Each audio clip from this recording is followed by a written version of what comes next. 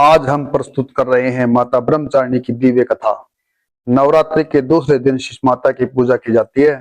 ये तप और साधना की देवी है। आइए सुनते हैं माता ब्रह्मचारिणी की पर्वतराज हिमालय और माता मैना के घर जन्मी कन्या ने अपने जीवन में संपूर्ण संसार को तप, धर्म और साधना का मार्ग दिखाया। ये है वो अद्भुत कन्या जिसे सुनकर मानव जीवन में धैर्य और आत्मविश्वास का संचार होता है। बचपन में कन्या का मन खेलने में लगता था, भक्ति में लगता था। वो रोज सुबह फूल चूक कर लाती और भोलेनाथ को अर्पित करती और घंटों ध्यान में लीन हो जाती। माता मैना ने कई बार कहा, बेटी तू इतनी छोटी उम्र में इतनी कठिन ध्यान क्यों करती है? कन्या मुस्कुराई और बोली, माँ मेरे लिए सबसे बड़ा सुख भोलेनाथ के चरणों में बैठना है। यह उत्तर सुनकर माता को समझ आ गया कि वो साधारण कन्या नहीं है बल्कि कोई दिव्य शक्ति है। जैसे आयु बढ़ी वैसे वैसे भक्ति गहरी होती चली गई और कन्या ने संकल्प लिया, मैं केवल शिव जी को ही अपना पति बनाकर मानूंगी, चाहे इसके लिए मुझे कितनी भी कठोर तपस्या क्यों न करनी पड़े। जब माता मैना ने ये सुना तो वो चिंतित हो गई और कहा, बेटी शिव जी भूतनाथ हैं, वे भस्म से श्रृंगार करते हैं, शमशान में रहते हैं। तू राजकन्या होने के बावजूद इतना कठोर मार्ग क्यों चुना? परंतु कन्या अडिग रही और कहा, मुझे संसार का सुख नहीं चाहिए, मेरे लिए सबसे बड़ा वरदान शिव जी की प्राप्ति है। जब संकल्प अटल हो गया तब उन्होंने घर परिवार का त्याग कर दिया। केवल एक कमंडल और माला लेकर जंगल की ओर निकल पड़ी। मार्ग कठिन था, कभी पथरीली पहाड़ियां तो कभी जंगल, लेकिन उनके कदम रुके नहीं। वन में पहुंचकर उन्होंने कठोर शिला को अपना आसन बनाया और शिव नाम का जाप आरंभ कर दिया।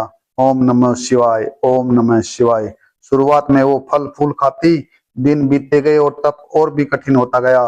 पहले कदमूल, फिर केवल बेलपत्तर और अंत में जल का भी त्याग कर दिया।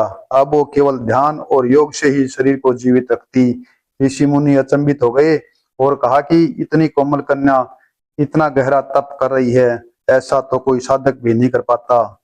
जब देवताओं ने देखा तो अचंभित हो गए। इंद्रदेव ने कहा, यदि ये तप पूर्ण हो गया तो असुर शक्ति नष्ट हो जाएगी।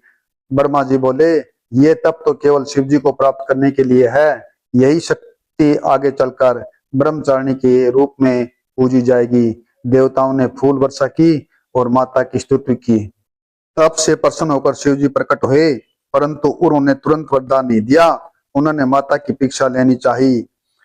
शिव जी ने कहा, हे कन्या, तुम इतनी कोमल आयु में तप क्यों कर रही हो? संसार का सुख भोगो, कठिन मार्ग क्यों चुना है?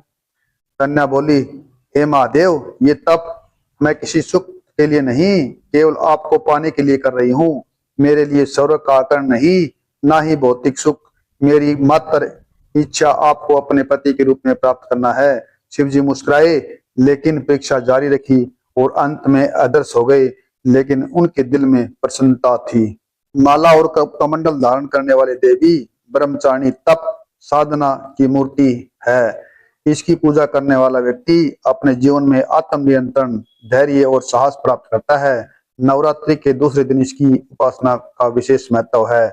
शास्त्रों में लिखा है, माता ब्रह्मचारिणी के साधक को सफलता अवश्य मिलती है और उसका जीवन पवित्र हो जाता है। हे दर्शकों, ये थी माता ब्रह्मचारिणी की कथा।